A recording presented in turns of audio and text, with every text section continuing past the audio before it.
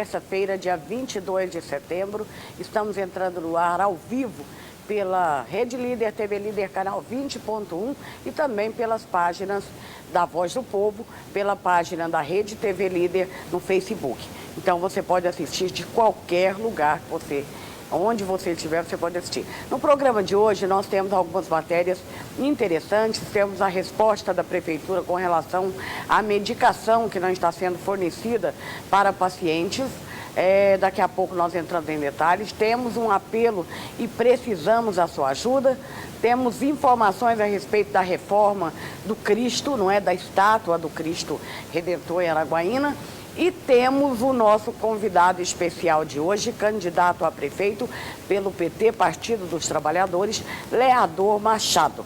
Daqui a pouquinho, de olho no voto, eleições 2020, você vai acompanhar a primeira entrevista, o nosso primeiro entrevistado, candidato a prefeito. Lembrando que todos os candidatos estão convidados e estamos aguardando o agendamento. O que eu peço aos senhores candidatos é que não fujam.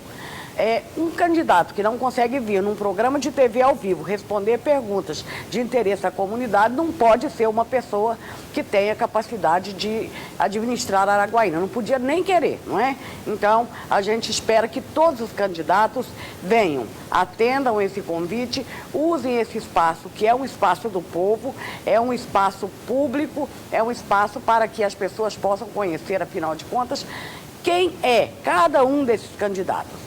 O que pensa, de onde vem, que ideia eles têm de Araguaína, o que eles pensam em fazer caso eleito.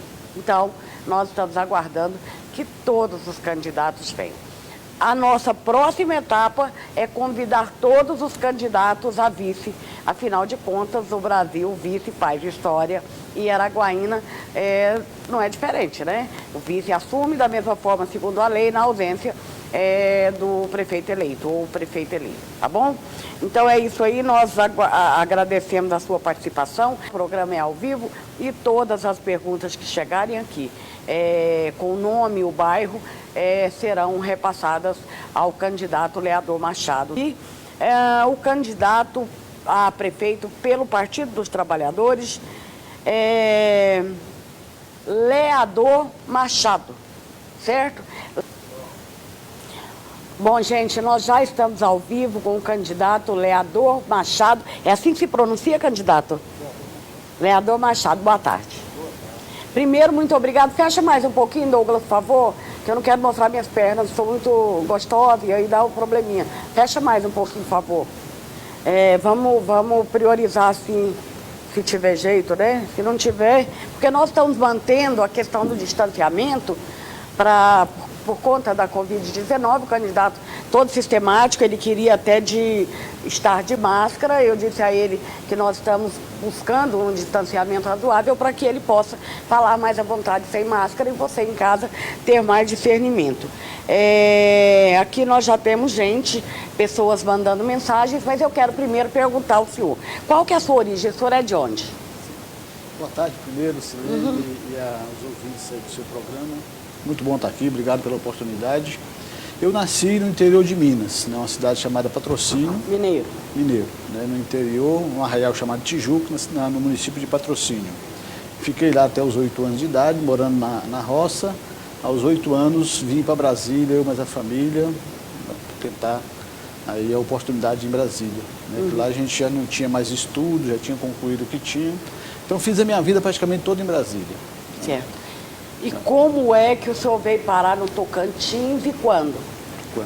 Pois é, eu fiquei em Brasília até cerca de 2006, quando eu passei no concurso para juiz do trabalho. Juiz do trabalho é um cargo federal, né? E chato. Hein? E chato. A ideia que a gente tem de juiz do trabalho é uma ideia chata. Antes de conhecer o senhor, eu já pensei, gente, será como que é? Não, o senhor parece uma pessoa bastante comum. Não, mas não é um cargo chato, não. Mas talvez alguns empregadores acham chato, né? Mas geralmente o trabalhador não acha tanto. Não, né? Porque é uma instituição que tem um viés assim, mais protecionista, visa proteger mais o trabalhador. Né? Então, passei no concurso em 2006, no Piauí. Na verdade, passei em Rondônia, depois passei novamente no outro concurso no Piauí. Fiquei por um ano no Piauí Aí depois optei por voltar aqui para a 10ª região. 10ª região é DF e Tocantins. Certo. Passei 3 anos em Gurupi, depois mais 3 anos em Brasília, aí fiz a opção novamente para voltar aqui para o interior, especificamente aqui para Araguaína. Então, assim, uma pergunta pode parecer desagradável, mas é uma pergunta necessária. O senhor poderia ser candidato a prefeito por Gurupi, por exemplo? Não é? O senhor também teve uma passagem lá, uma boa passagem. Sim. Mas o senhor tem uma ligação afetiva? O senhor tem alguma ligação especial com Araguaína? Sim. Assim, a minha ida para Gurupi, na verdade, foi tentando retornar para onde eu vivi, que foi o meu tempo todo em Brasília. Chegando em Brasília, fiquei lá os 3 anos que eu fiquei, estaria lá hoje, inclusive, se quisesse, né? Mas a vinda para Araguaína foi uma opção minha, por recomeçar a minha vida aqui em Araguaína. Perfeito. Né? E aí aqui, estando aqui, depois de um ano, conheci a minha companheira, minha esposa, eu vivo com ela hoje, né? E aqui estabeleci as minhas amizades, né? E hoje estou aqui plenamente cidadão araguainense. O senhor tem 59 anos de idade e tem quantos filhos? Eu tenho 4 filhos. 4. Meus filhos, todos criados já. Minha filha menor está com 28 anos. Ou seja, sossegado. Sossegada. Aí minha companheira atual, ela tem 3 filhos, né? 2 que vivem conosco e um que já está também independente. Uma Né? grande família. Agora, deixa eu perguntar para o senhor. Quando o nome do senhor surgiu dentro do Partido dos Trabalhadores em Araguaína, o senhor não ficou preocupado? Não, o PT em Araguaína, ele não está muito fragilizado, não? Pois é, eu assim, não tinha assim, essa decisão de voltar para a militância política. Eu militei no Partido dos Trabalhadores. O senhor foi um dos fundadores em Brasília Fundei do PT. na cidade do Gama, fui um dos fundadores do PT. Né? Na época eu trabalhava como torneiro mecânico na época, a mesma profissão do Lula. Tinha assim, já uma admiração por Lula na época. Alguma proximidade com ele o senhor chegou a ter? Profissional, assim, pelo fato de ser do mesmo profissão, né, e acompanhar tudo. Eu era também dos movimentos de base da Igreja Católica, especialmente a Juventude Operária Católica, né, e nós acompanhávamos todo o movimento dos sindicatos metalúrgicos lá do ABC Paulista que ele liderava. Então, desde sempre eu tinha uma admiração pela liderança do presidente Lula e por isso nós resolvemos fundar também o Partido dos Trabalhadores no Gama. Então, o senhor é filiado ao PT desde quando? Eu militei no PT por mais de 20 anos, Caramba. desde 1982, como nós fundamos. Eu militei até... O PT tem 40 anos no Brasil? Quantos anos? 40 anos. Aí eu militei por 22 anos, né? Fui presidente do PT lá de 1999 a 2001. Quando o presidente Lula ganhou a eleição, eu era advogado na época, advoguei na eleição dele, fui um dos advogados que advogou na campanha da Frente Brasil Popular lá no DF. Mas assim, por conta de conjunturas políticas internas do PT lá no Distrito Federal, por conta das alianças, eu já tinha resolvido me afastar. Fechei meu escritório de advocacia e fiquei 3 anos estudando. Aí passei no concurso para juiz do trabalho, foi onde eu queria recomeçar a minha vida. Eu era advogado trabalhista e queria recomeçar como juiz do trabalho. Então, assim, isso em 2006. Então, por cerca de 22 anos eu militei no PT. E o que o senhor acha da possibilidade real de ser eleito? Como é que o senhor analisa a sua candidatura? Pois é, igual eu falei, eu não tinha assim, como um projeto da minha vida voltar para a militância política. Né? No entanto, né, com a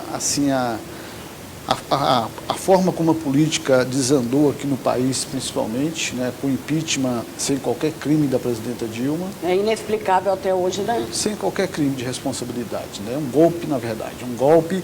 E depois desse golpe jogou o país numa completa insegurança jurídica, política, que culminou com a prisão ilegal também do presidente Lula. Eu, como juiz, li todos os processos contra o presidente Lula. Não tem conhecimento prova legal, de qualquer crime contra o presidente Lula. Ali, na verdade, foi uma perseguição, né, já começada antes, né, em 2013, depois com o impeachment e a prisão dele. Planejada mesmo. Para poder tirar ele da eleição, né, e levantar pessoas igual o Sérgio Moro. O Sérgio Moro usou o processo o tempo todo para poder perseguir o presidente Lula, falsificando provas, induzindo o Ministério Público a fazer delações que não tinham qualquer qualquer rigor, por exemplo, a graduação de Palocci, por exemplo, completamente insustentável em provas.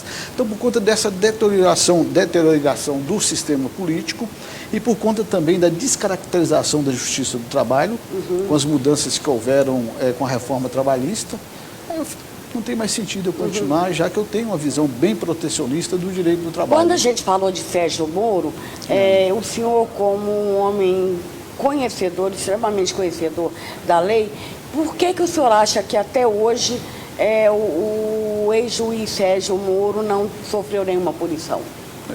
Assim, primeiro foi por conta dessa conjuntura toda que eu resolvi deixar o Poder Judiciário, né, e voltar para a militância política, né?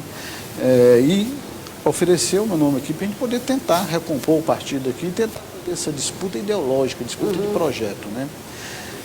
Sérgio Moro, na verdade, ele traiu a magistratura, né? Ele usou a magistratura para objetivos pessoais, né? Para perseguir adversário político. Ele praticamente colocou o país numa situação de completa vulnerabilidade, né? Grandes empresas importantes para o país, né, foram destruídas pela aquela política da Lava Jato.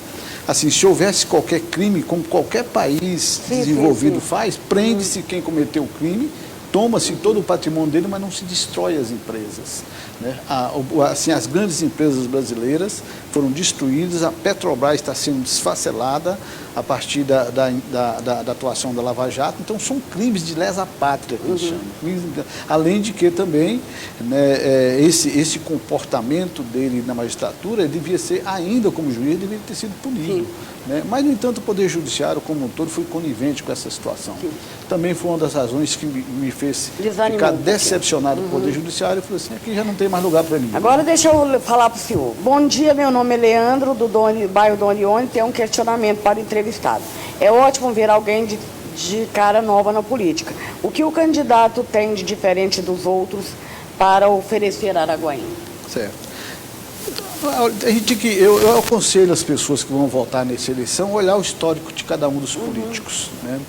Olhar a vida, olhar as suas relações sociais, o grupo social ao qual pertence. Eu pertenço e sempre pertenci à classe trabalhadora, né? Fui juiz porque queria, na magistratura, defender e fazer valer os direitos da classe trabalhadora.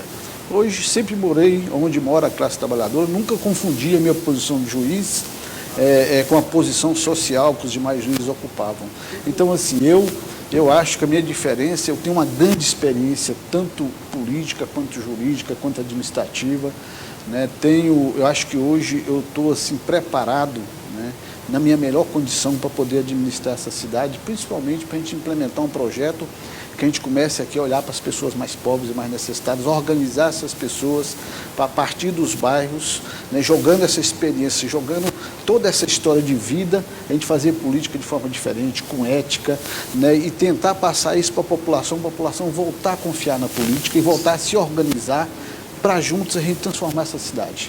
O vereador sozinho não faz nada, o PT sozinho não faz nada. Seria uma administração ouvindo a comunidade nos bairros, uma espécie de administração comunitária, vamos dizer assim? A partir de janeiro de 2021, nós vamos colocar o orçamento para a população e vamos dizer, ó, os valores que nós temos são esses para serem aplicados.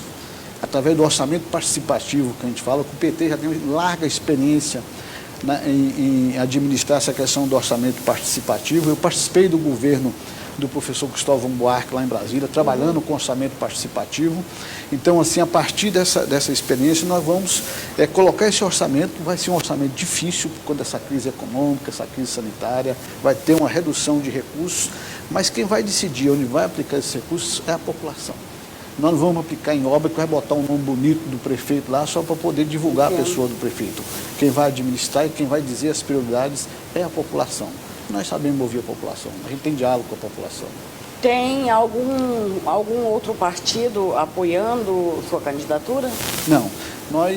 O PT, a nível nacional, ele estabeleceu assim, um número de partidos que nós poderíamos nos aliar, tendo em vista o projeto político que nós temos para o país. Né? E dentre esses partidos aqui em Araguaína, os poucos que poderiam coligar com a gente não estão organizados aqui. Então, assim, alguns, inclusive militantes de algum desses partidos, do PSOL, do PSB, vieram para o PT porque não tinha uma organização para lançar a candidatura própria para nos apoiar. Então, é uma chapa pura, e a gente acha importante ser isso para a gente fazer a discussão de um projeto ideológico. O senhor tem noção de que vai ser uma campanha que envolve muito dinheiro, com candidaturas com um orçamento provavelmente bem elevado? Bilionários. O senhor está preparado para enfrentar isso? Sim, eu fiz campanha em 1989, na campanha do presidente Lula. Assim, nós fizemos sem qualquer recurso, nunca precisamos de recurso para fazer campanha. Né? Então, assim, aqui nós ouvimos, o Tribunal Regional estabeleceu o teto de 860 mil para cada candidato fazer campanha. Os demais candidatos disseram que isso é pouco, precisariam pelo menos de 2 milhões para fazer campanha. Nós vamos fazer com 10% disso. Nossos recursos não passam do fundo partidário, a gente deve receber, estamos calculando aí, entre 40 e 80 mil reais, né? Não mais do que isso. A primeira proposta era 40 mil reais, nós estamos tentando negociar para que aumentar um pouco, por conta da importância de Araguaína, mas não vamos fazer campanha no máximo aí com 100 mil reais, se passar disso é pouca coisa. Tem custo de produtora, tem tudo isso que tem. Nós temos amigos e pessoas que abraçaram o projeto. A causa. Abraçaram a causa, acreditam no projeto do PT, acreditam em tudo que o PT já fez de bom para esse país, sentem na pele, inclusive, porque foram beneficiados por isso. E as pessoas fazem de forma voluntária, recebendo assim, até de forma simbólica. Se fosse para pagar realmente o que vale o trabalho de cada uma dessas pessoas, nós não teríamos dinheiro. Mas o PT tem isso, o PT é uma construção coletiva. A Edileuza do Costa Esmeralda está perguntando, o Lula vem visitar Araguaína na sua campanha? Já estava tudo certo para o presidente Lula vir, que ele faria uma caravana pela região norte, sabe?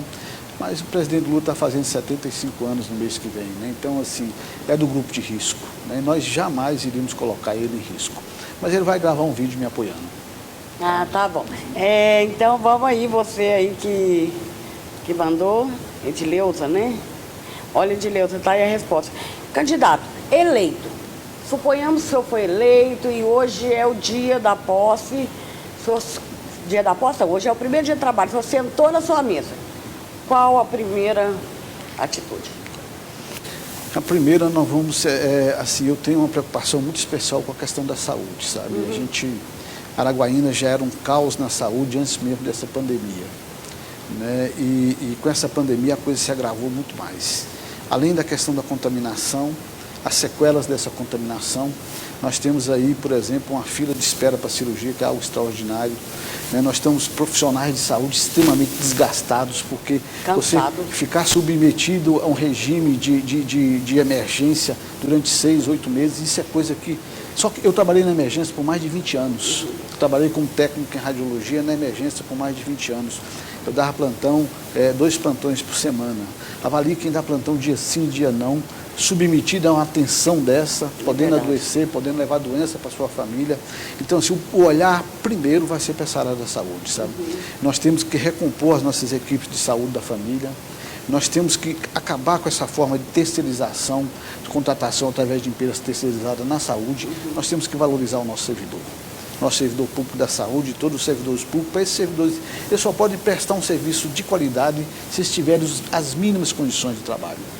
Um dos meus últimos atos como juiz de trabalho foi julgar uma ação civil pública, onde o Ministério Público pedia que o Estado fosse condenado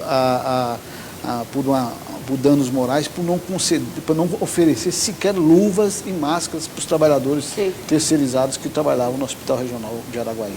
Então, assim, essa situação vai ser a primeira preocupação, desde já, nossa, é com essa questão da saúde, que é tão grave para a nossa população. E depois, né, desandando isso aí, a gente organizar a nossa população, nós vamos instituir aqui um instituto que a gente chama Instituto de Transição para a Economia Solidária. Os empregos aqui em Araguaína acabaram. Aqui não tem 20% da população que está no mercado formal. E não vai ter, porque esse sistema capitalista, da forma como está, não emprega. O agronegócio só concentra a renda e destrói emprego. Não tem outra forma. Então nós temos que inventar formas novas da nossa população gerar renda e se ocupar. Nós vamos fazer isso através do cooperativismo, através da economia solidária. A política está judicializada. A gente vê que quando se aproximam as campanhas eleitorais, as pessoas já começam a buscar acusações, históricos, dos candidatos, essa coisa toda, e a tal do fake news é uma coisa que, infelizmente, a gente combate, mas existe, não tem como negar. Keiliane, um beijo para você. Daqui a pouco eu vou fazer sua pergunta para ele, tá bom?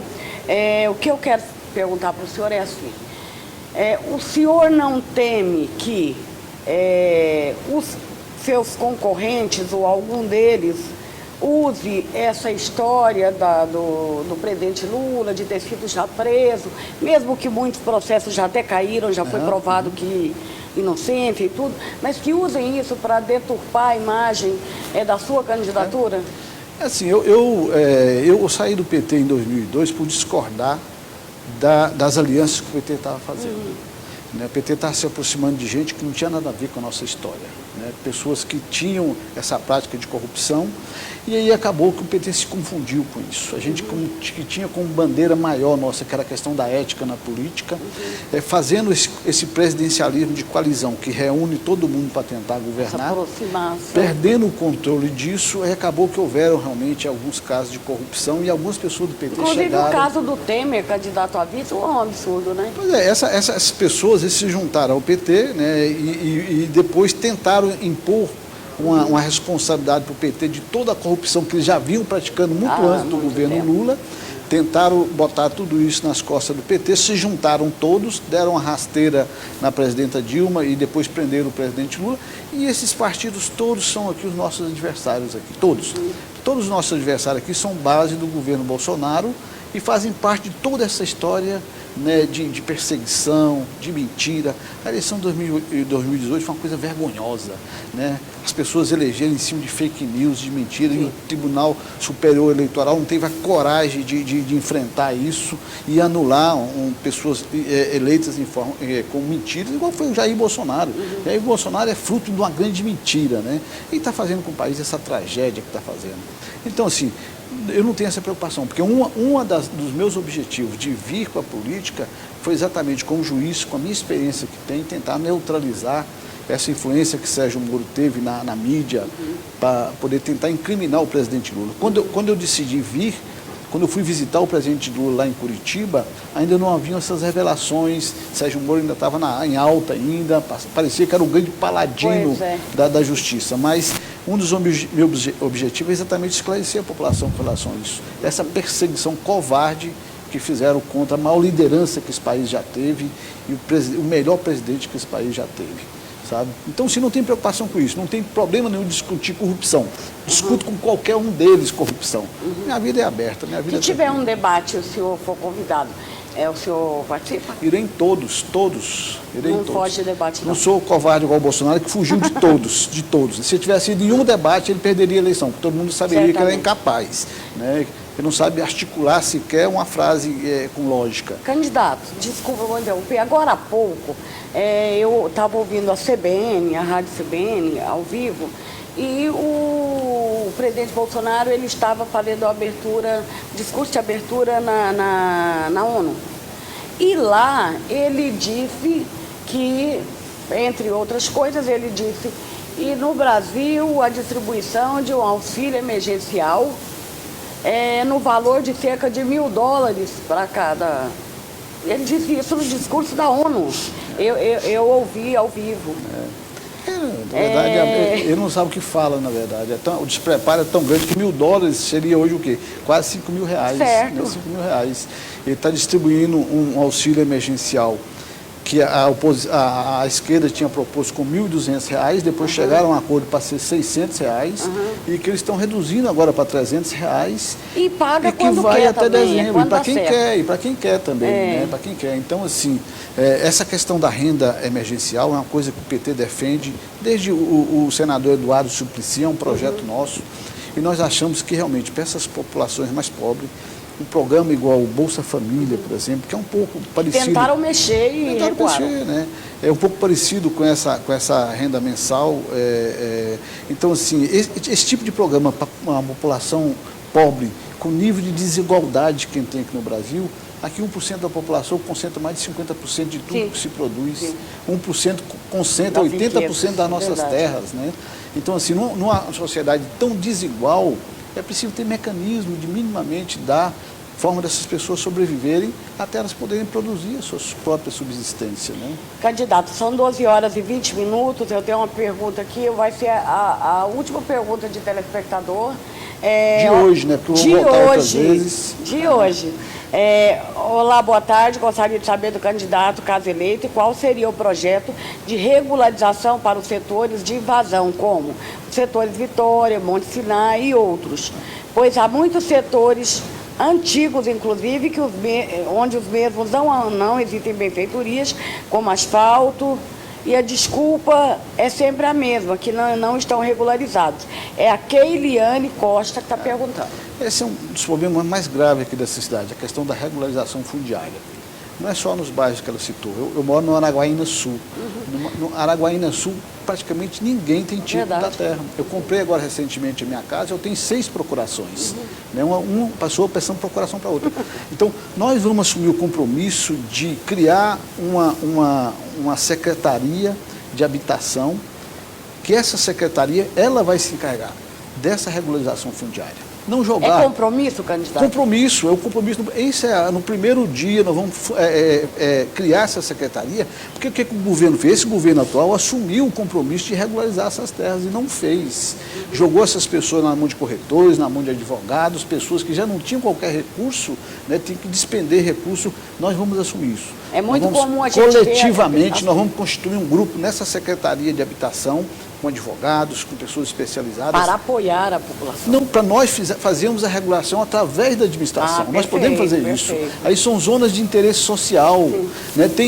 Tem mecanismos no direito que possa fazer essa regularização de forma coletiva, ao invés de botar individualmente cada uma das pessoas, fazer essa via crucis, de ir atrás de documentos, de pagar advogado, de pagar corretor, de mendigar junto à administração. Então nós vamos fazer isso. Nós vamos fazer isso.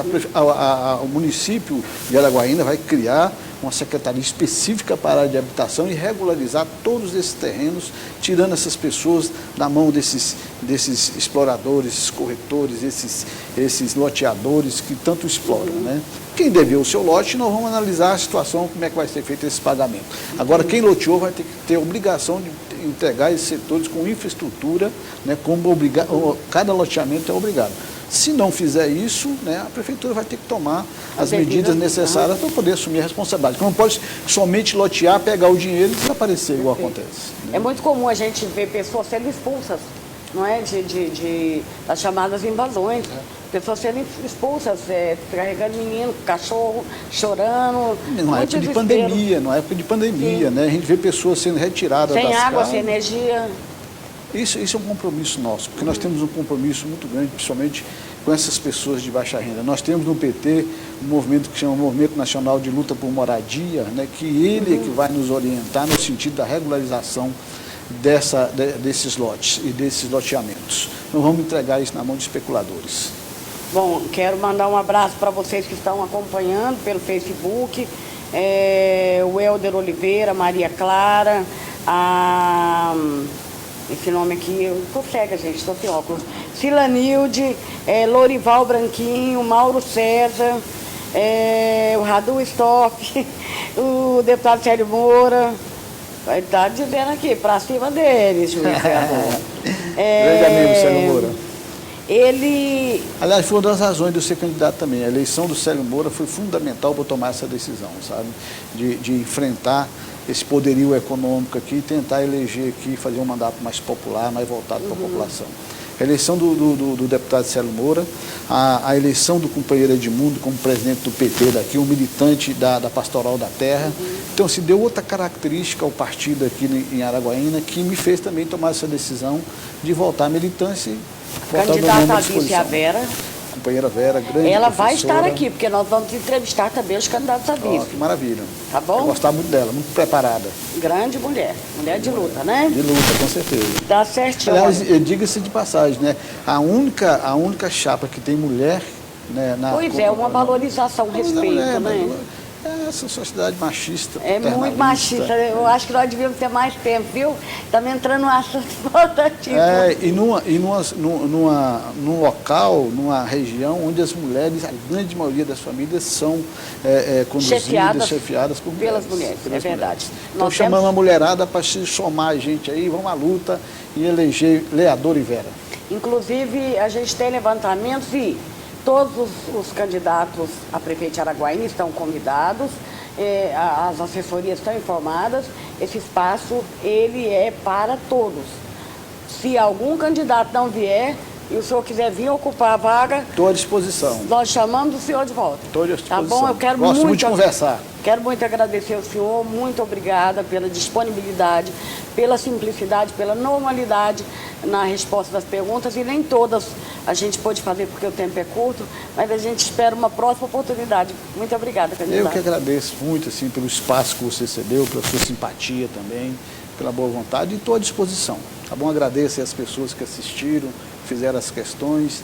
E assim, nós estamos com diversas, nas nossas páginas, redes sociais, nós estamos à disposição para também estar respondendo outros questionamentos.